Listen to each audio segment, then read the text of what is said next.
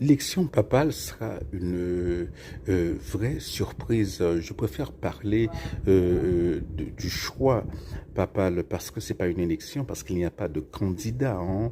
Bon, il y a des cardinaux et l'un de ces cardinaux sera le prochain pape, mais il y a personne qui présente, voilà, un programme, tout ça, En fait, ce qu'on dit, c'est que les cardinaux il rédige des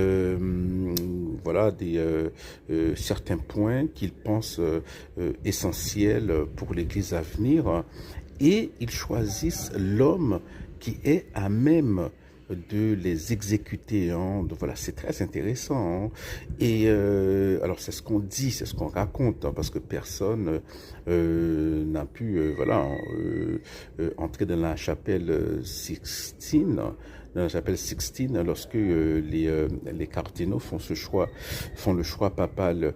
Et alors il faut faire gaffe parce qu'il y a beaucoup de noms qui circulent, mais le truc c'est que en général, hein, on s'est toujours trompé, hein.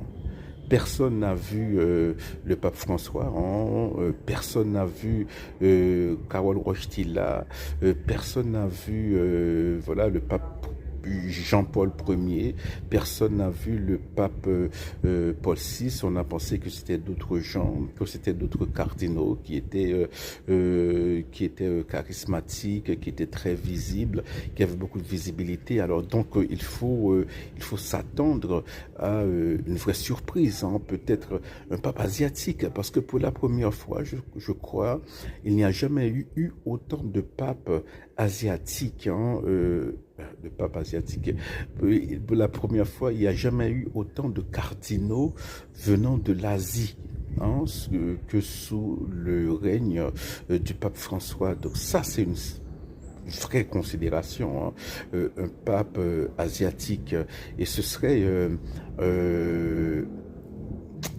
je dis, ce serait naturel, hein, parce que l'Église, hein, les deux endroits où l'Église est a plus de ferveur, hein, c'est en Asie. Alors l'Inde, c'est l'Asie, hein. Souvent, on pense l'Inde comme différent de l'Asie.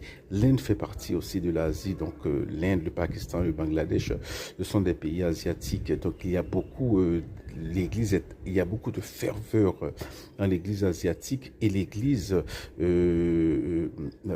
africaine, hein. Donc, moi, je pressens plutôt un pape asiatique. On verra.